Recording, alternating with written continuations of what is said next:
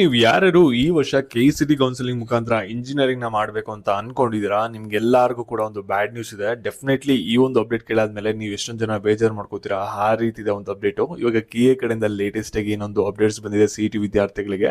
ಅದ್ರ ಬಗ್ಗೆ ಈ ಒಂದು ವಿಡಿಯೋದಲ್ಲಿ ನೋಡೋಣ. ಪ್ರತಿಯೊಬ್ರು ಕೂಡ ಇವಾಗ ವಿಡಿಯೋನ ಗಮನ ಇಟ್ಟು ಕೊನೆವರೆಗೂ ಕೂಡ ನೋಡ್ತಾ ಹೋಗಿ. ಅದಕ್ಕಿಂತ ಮುಂಚೆ ಯಾರು ಚಾನಲ್ ಸಬ್ಸ್ಕ್ರೈಬ್ ಮಾಡ್ಕೊಂಡ್ರಲ್ಲ, ಪ್ರತಿಯೊಬ್ರು ಕೂಡ ಸಬ್ಸ್ಕ್ರೈಬ್ ಮಾಡ್ಕೊಳ್ಳಿ. ಹಾಗೆ ಪ್ರತಿಯೊಬ್ರು ಕೂಡ ವಿಡಿಯೋಗೊಂದು ಲೈಕ್ ಕೊಡಿ.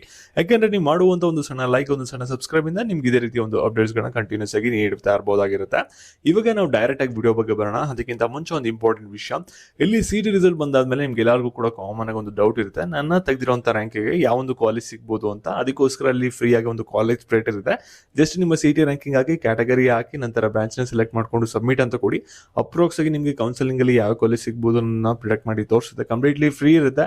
Link description box comment section ಇರುತ್ತೆ, ಒಂದ್ಸಲ ಕ್ಲಿಕ್ ಮಾಡಿ ಚೆಕ್ ಮಾಡಿ. ಓಕೆನಾ? ಇವಾಗ ನಾವು ಬ್ಯಾಕ್ ವಿಡಿಯೋ ಬಗ್ಗೆ ಬರೋಣ.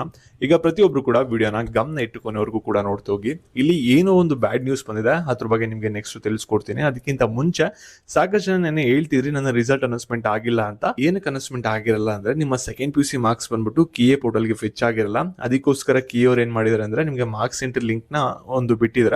ಈ ಒಂದು ಮಾರ್ಕ್ಸ್ ಸೆಂಟರ್ ಲಿಂಕ್ ನ ಯೂಸ್ ಮಾಡ್ಕೊಂಡು ನಿಮ್ಮ ಮಾರ್ಕ್ಸ್ ನ ಎಂಟರ್ ಮಾಡಿ PUC ನಿಮ್ಮ ರಿಸಲ್ಟ್ ಅನೌನ್ಸ್ಮೆಂಟ್ ಆಗುತ್ತೆ.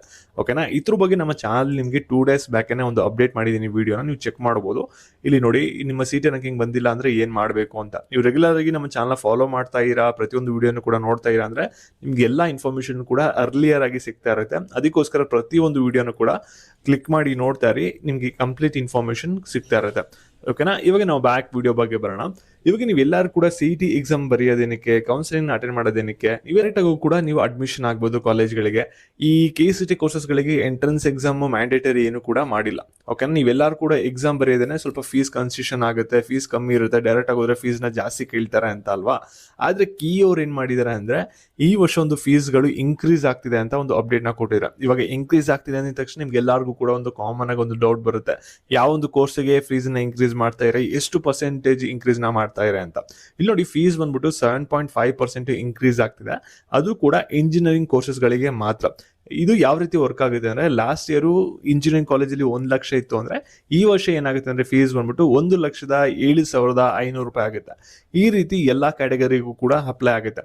ಯಾರಿಗೆ ಸಹಾಯ ಆಗುತ್ತೆ ಅವ್ರಿಗೆಲ್ಲರಿಗೂ ಕೂಡ ಶೇರ್ ಮಾಡ್ಬಿಟ್ಟು ತಿಳಿಸಿ, ಈ ರೀತಿ ಒಂದು ಫೀಸ್ ಇನ್ಕ್ರೀಸ್ ಆಗಿದೆ ನನ್ನ. ನೆಕ್ಸ್ಟ್ ಅಪ್ಡೇಟ್ಸ್ಗಾಗಿ ಪ್ರತಿಯೊಬ್ರು ಕೂಡ ಚಾನಲ್ ಸಬ್ಸ್ಕ್ರೈಬ್ ಮಾಡ್ಕೊಳ್ಳಿ.